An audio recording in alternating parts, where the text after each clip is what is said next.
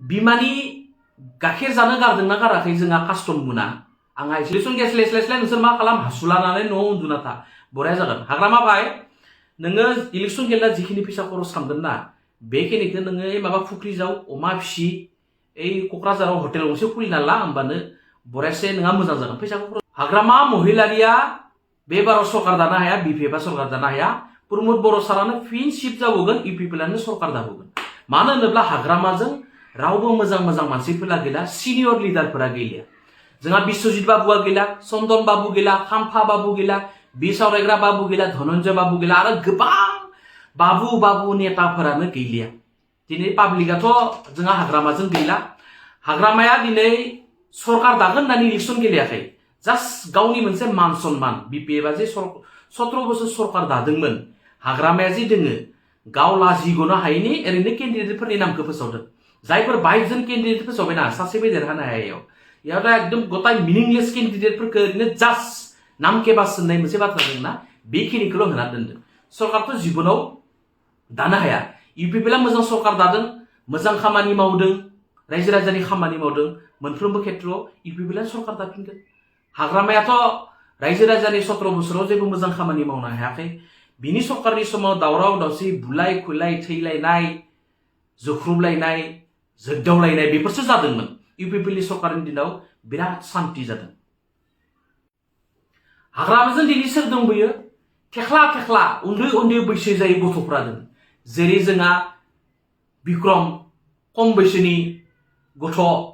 मिसुर जायाखै जेरै जोंहा प्रलाद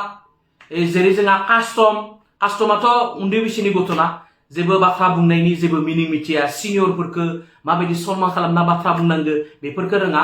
बे थेख्ला साथाम साब्रैसो मानसिफोराल'सो बिपिएफजों दङ जाय तारमाने जेबो मोजां बाथ्रा बुंनो रोङा जेबो गियान गैया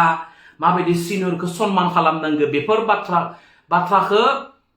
बुंनो रोङि मानसिफोरासो दिनै हाग्रामाजों दोङो हाग्रामाजों सिनियर मानसिफोरा रावबो गैला दिनै शेष हाग्रामाया जोब्बाय हाग्रामानि दिन गैला हाग्रामानि दादागिरि सोलिला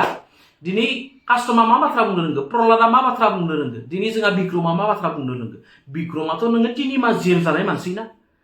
बियो सासे जेल जानाय मानसिसो बिले मा बुंनो रोंगौ बाथ्रा बि मा बिपिएफनि बा मोजां खामानि मावनानै होगोन जेबो रोङा बे ओरैनो खालि सा गाख्रबाय थाया ओरैनो बिक्रम प्रहलाद आरो जोंहा कास्टम फंबायनि खामानियानो जाबाय ओरैनो तारमाने इलेक्शननि टाइमखौ पार खालामनाय तारमाने कुनु देरहानायनि अंकआवथ' बिसोर गैखाया रायजोनि मा मोजां खामानि मावगोन दिनैसिम जेबोखौनो बुंनो रोङा बिसोरो इउपिपिएलआसो मोजां खामानि मावगासिनो दङ मा मावगोन आरो बेफोरखौ साननैसो उनाव इउपिपिएलआ फोसावनानै होबोगोन बिमानि गाइखेर जानो गारदोंना गाराखै जोंहा कास्टम बुना आंहा एसे सन्देहसो दोङो बिसोरनि बाथ्रा बुंनाया एकदम गथ' गोरलैनि बायदि क्लास 5-6 आव जेरै गथ'फोरा खुद्रिनानै बाथ्रा बुङो बेफोरबायदि बिसोरनि बाथ्रा बुंनाया जेबो भेलु गैया मिनिं गैया गथ'फोरा जेरै बोराबनानै बाथ्रा बुङो दसेनो मोजां दसेनो हामा जेबो मिनिं गैया बिसोरनि बाथ्राफोरा जाम्बा गोजासो बिसोरो जेरै थेख्ला गथ' जोंहा प्रहलाद जोंहा कास्टम जोंहा बै मा नाम प्रहलादाथ' आरो मा टाइपनि मानसि एबसुनिफ्राय मानिबो ओंखारजादोंमोन जों बयबो मिथिगौ बे बाथ्राखौ बिसोरखौ लानानै हाग्रामाया दिनै इलेक्सन गेलेफैदों फाग्ला इलेक्सन गेस लेस्लाय नोंसोर मा खालाम हासुलानानै न'आव उन्दुना था बरिया जागोन हाग्रामा भाई नोङो इलेक्सन गेला जिखिनि फैसा खरस खालामगोन ना बेखिनिखौ नोङो माबा फुख्रि जाव अमा फिसि ओइ क'क्राझाराव हटेल गंसे खुलिना ला होमबानो बरियासे नोंहा मोजां जागोन फैसाखौ खरस खालामना लाब गैया नों ओरैनो